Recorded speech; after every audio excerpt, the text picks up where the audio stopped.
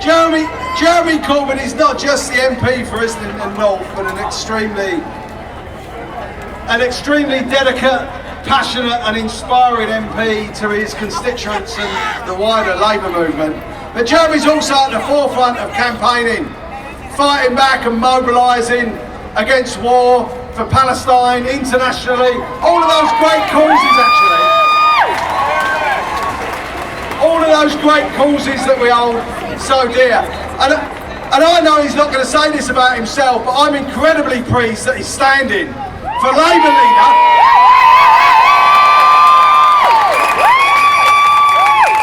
And just like Mark said before you, I hope you become affiliated supporters out there, and I hope you vote for him, Jeremy Corbyn.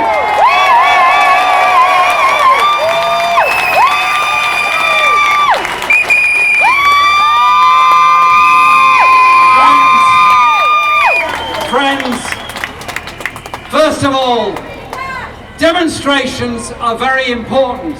They're part of our political process. And I say thank you to each and every one of us that's come here today to say it is possible to have a different world.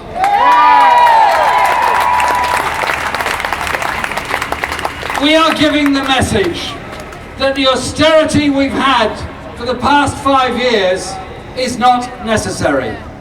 Hands up anyone here who created the banking crisis in 2008. There's one hand over there. There must be a merchant banker over there somewhere. No, was the banking crisis created by nurses, by teachers, by school workers, by street cleaners, by the unemployed, by the disabled, by the homeless? No, of course it was not. You know it was not. It was created by an unregulated banking system that sucked up billions of pounds of our money in order to survive in this system.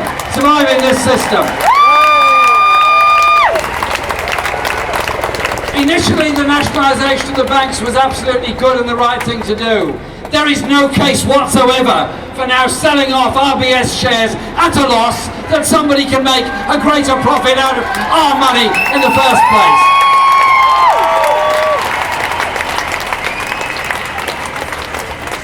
But as soon as the coalition government was elected in 2010, it took an axe to the welfare budget. It took an axe to the local government budget. It took an axe to all the other areas of social spending. It privatised, it cut. As a result, what has happened?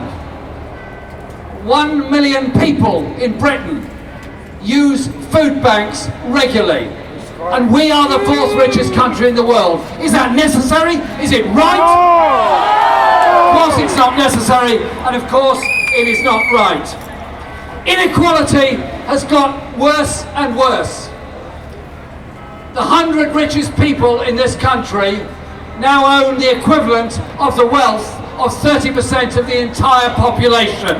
That is ghastly inequality on an industrial scale.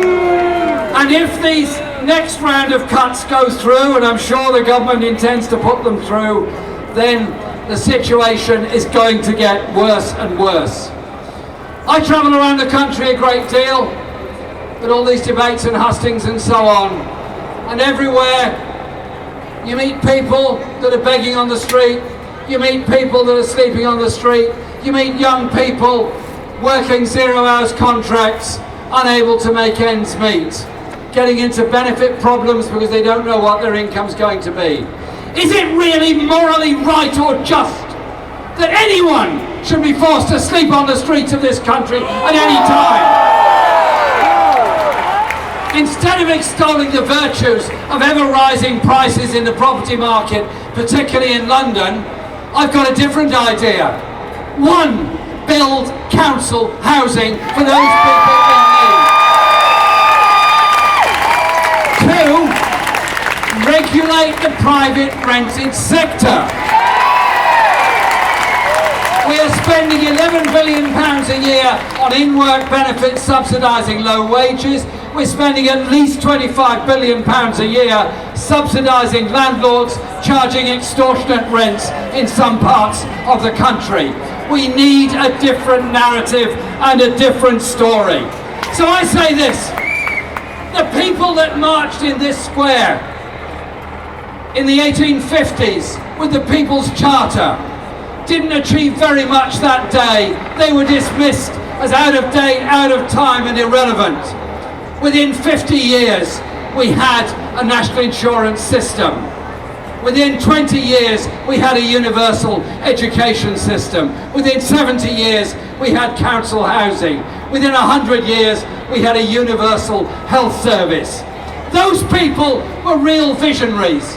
And so when people tell me that the only thing that's practical and matters in politics is being fiscally responsible, paying off the debt and paying off the debt in record quick time, I say this, the objectives for any society should be eliminating homelessness, eliminating poverty,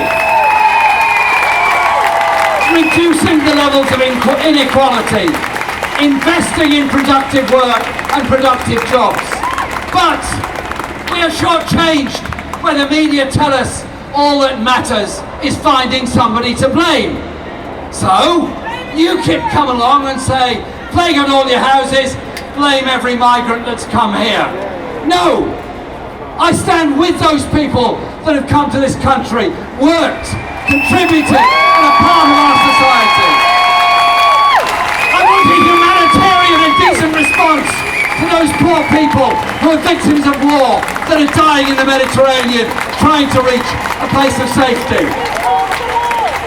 I am not prepared to join in a campaign of Benefit Street and attacking the so-called benefit scroungers.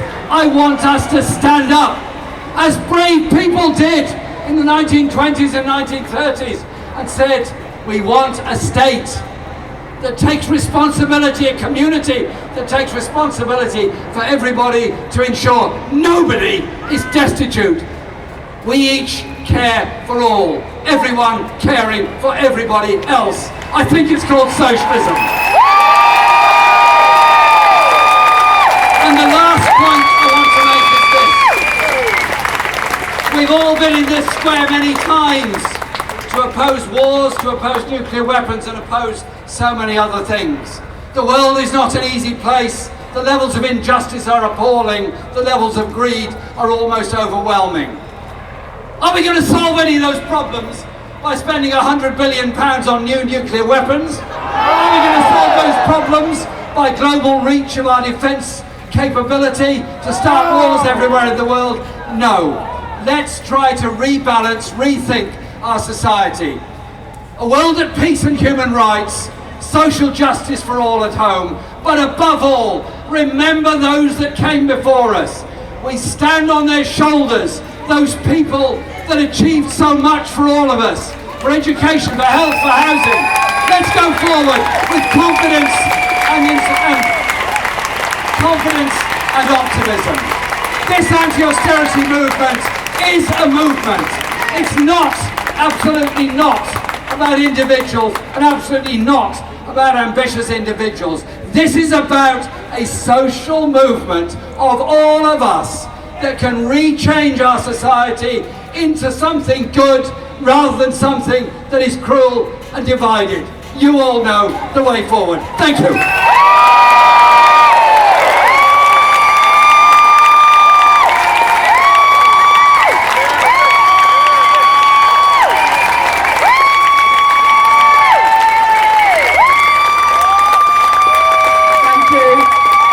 Corbyn and as many of us wishing him the very best of luck. Hashtag end austerity now. You've got some photos, tweet them out, then we can all share them later on.